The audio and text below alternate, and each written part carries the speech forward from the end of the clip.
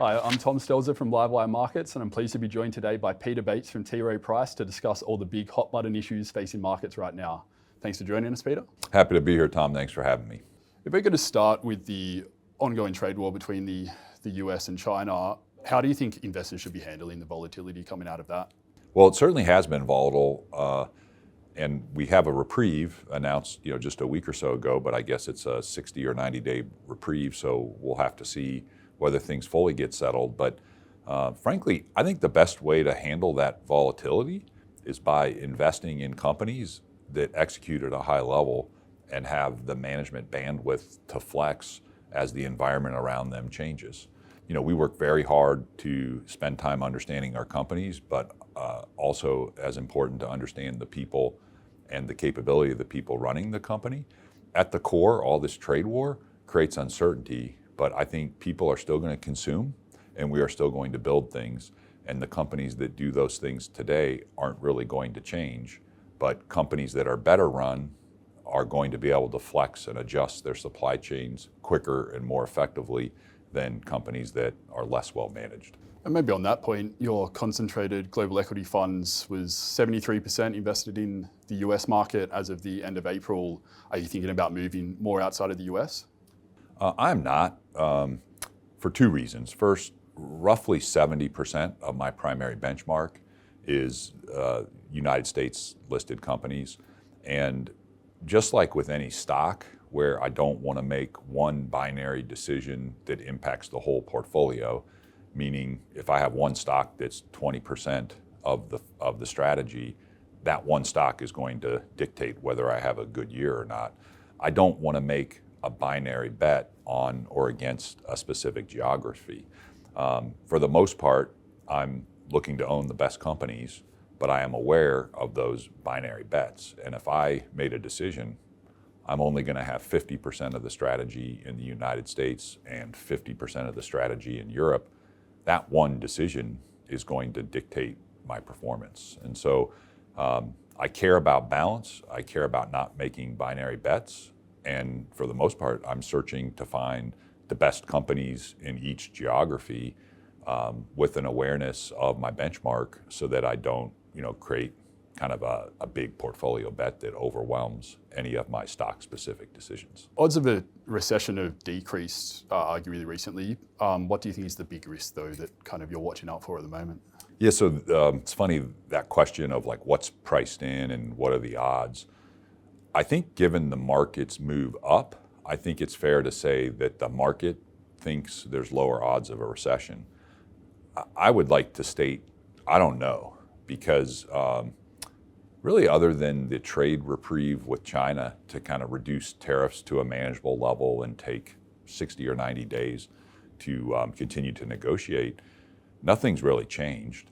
And yet the market is back, the S&P is almost back at 6,000. I care more about kind of what is priced in, and I try to take what the market gives me. And so when the market's really afraid, I'm more interested in maybe defending or adding to things that are cyclical. And when the market is complacent, like I would argue it is maybe a bit complacent today, I try to reduce risk in the portfolio on the margin. When you say, what is the biggest risk? I actually don't think it's a recession, even if we were to have one, because for the most part, banks and consumers are healthy. Most of the time when you have big recessions, it's because you have a problem with your financial institutions, that they're over-levered. That happened with the GFC, obviously. Or people are just over-levered, and that also happened in the GFC where people didn't have equity in their homes and they were literally handing their homes back. None of those real credit issues exist today, or at least we don't see them. We work to try to find them. But I think the greatest risk is bond yields. And DOGE is something that I think is a good thing. DOGE, the Department of Government Efficiency, and the efforts to cut deficits to a manageable level to kind of protect the good faith and credit of the United States Treasury market. And the recent budget proposal that was submitted, just a week or two ago, that extends some of the tax breaks and actually adds on some of the state and local tax deductions, which create a tax break, that basically increases the deficits. And I think the rough data is we've been running $2 trillion deficits annually, and it started with Trump, and then Biden continued it. So $16 trillion of debt added to the U.S. balance sheet over the last 8 years. And with the recent tax package submitted to Congress, the deficits stay well north of $1 trillion and are potentially $2 trillion. And we've seen bond yields start to come up, and I think the world and our bond buyers are saying, whoa, this is not what I signed up for. And so I think deficits leading to higher rates is a concern. And what would you say the knock-on effect potentially for equities would be there? Well, obviously there's this concept of an equity risk premium, and if bond yields are 5%, I think the 10-year today is like 4.6 or something. If equities are trading at 20 times, that's almost a 5% yield. So there's barely any equity risk premium. And normally the equity risk premium is 100 to 200 basis points. And so if bond yields go north of 5%, I struggle to see the S&P continue to trade at 20 times. You would expect the multiple to fall to, something lower. So the Mag 7, that's an area of the market that investors like to seek a bit of shelter. What's your view on those stocks? Yeah, I think they're all great companies, but I think at present, you have more potential divergence in performance going forward because some of the risks that exist for the Mag 7, and I'm specifically referring to some of the DOJ litigation risk that is impacting Apple App Store fees that they're allowed to charge, as well as the Google TAC fees that they earn for directing search. And I'm also thinking about Google, where you have these AI models that have really kind of come out of nowhere. And Google has a great AI model in Gemini, but so does ChatGPT, and so does Perplexity, and so does Grok. And as more and more people are using these models to do searches, they are doing less searches on core Google. And we all know that Google search is a monopoly. And I'm sure it's actually just 2 days ago, Google at their I/O conference announced we are integrating Gemini into our core Google search to kind of get people used to doing all these AI searches, that are more generative on Google, but they have to shift the monetization where they have a monopoly with Google search. They aren't going to have a monopoly with generative search because I already mentioned 4 or 5 models that exist. And I just think they're a great technology company. They will continue to exist and continue to make a lot of money. They'll just go from having a monopoly position in search to a market where they share it with 3 or 4 other people, which I think creates risk for the stock.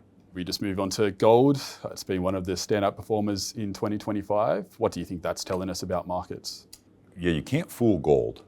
And I also think it's interesting that Bitcoin, is back above 100,000. And, it's like gold has drawn a lot of attention because maybe the move in gold has been greater. But I think it's a function of 2 things.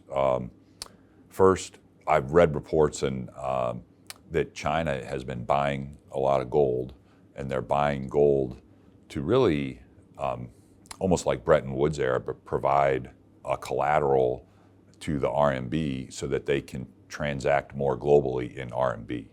And for countries that might not necessarily want to transact in RMB, China is kind of using gold to say, take our dollars, and if you ever want to exchange them for gold, we've got a big gold reserve. So it tells you that gold is a valuable commodity.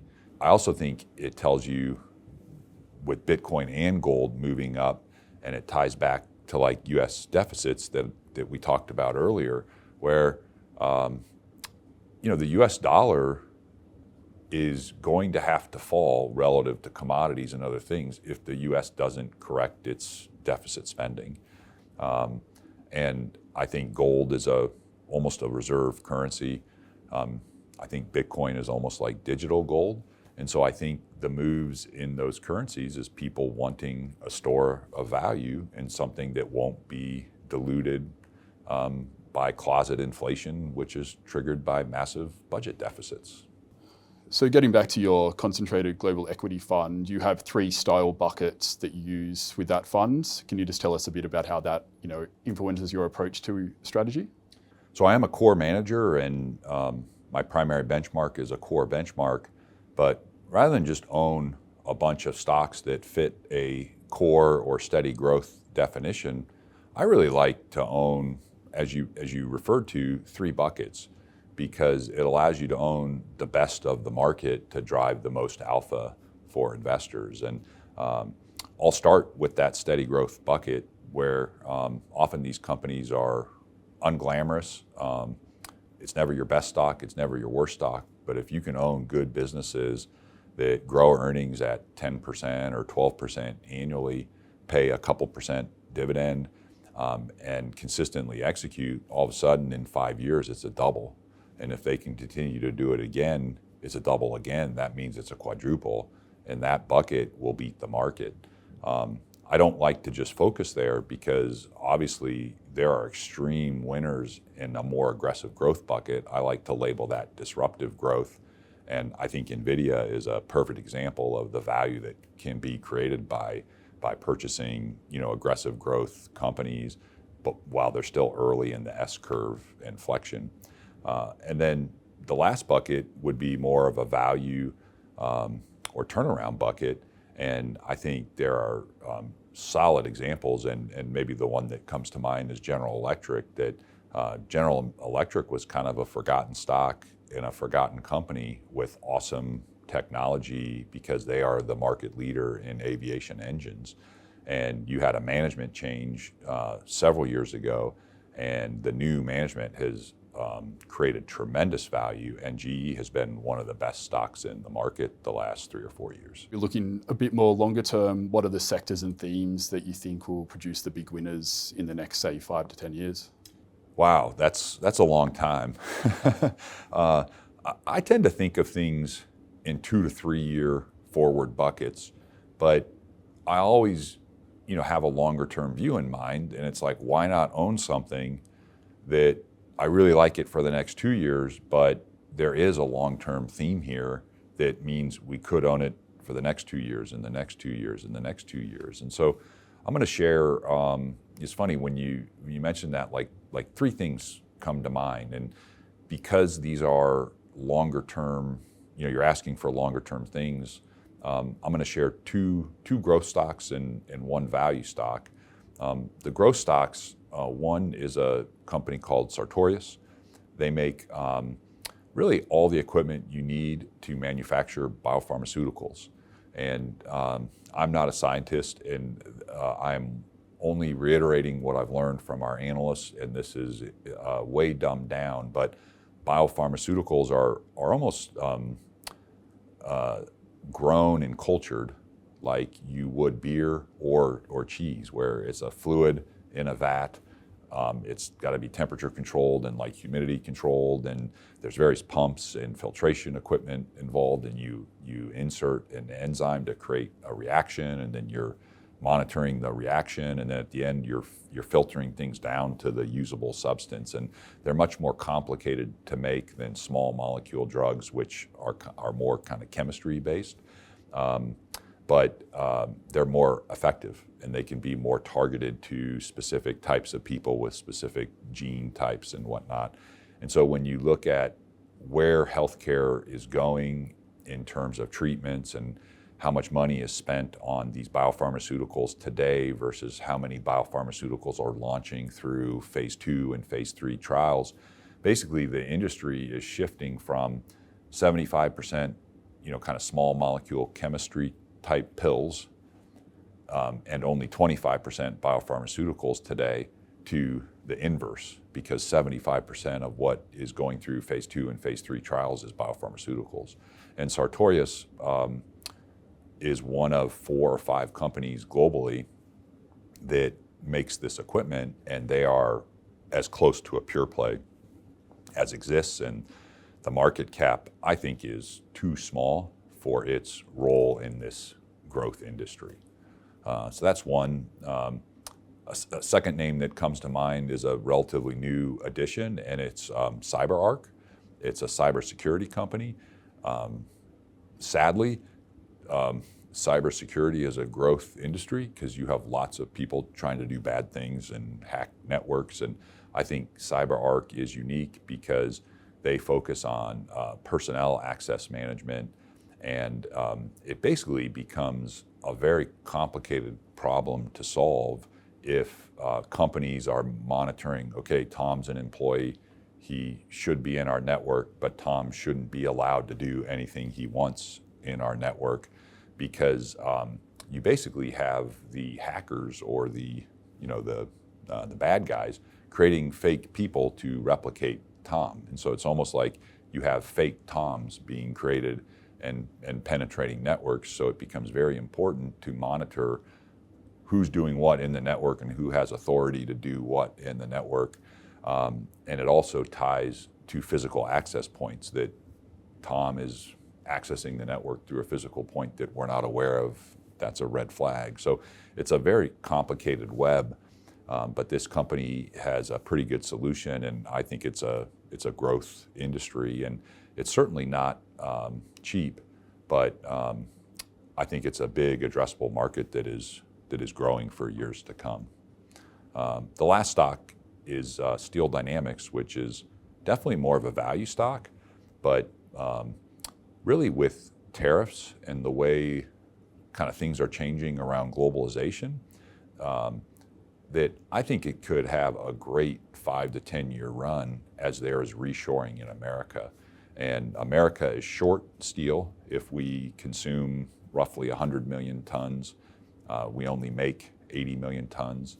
We do import steel largely from Canada and Mexico, but with tariffs, you kind of protect that those imports aren't going to be dumped, specifically coming from Asia, because over the years, steel has been kind of dumped into America. And what that does is just kind of raise the floor price for steel. And steel's an important commodity. Steel Dynamics has a system for making new steel out of recycled steel. And so they've kind of turned a highly volatile fixed cost business into a more stable spread business, where they're buying raw material inputs that fluctuate with the price of steel, but they're doing it in a cost-efficient way to capture the spread that exists between recycled steel and new steel. And I think it's a very well-managed company. And if we do, in fact, get more CapEx and infrastructure, fixed asset investment into America, Steel Dynamics, as well as other steel companies, are going to benefit significantly. Oh, that's all we have time for. Thanks for joining us today, Peter. Great. Thank you, Tom. Thanks for tuning in. If you want more great market insights, be sure to check out the Livewire YouTube channel. Cheers.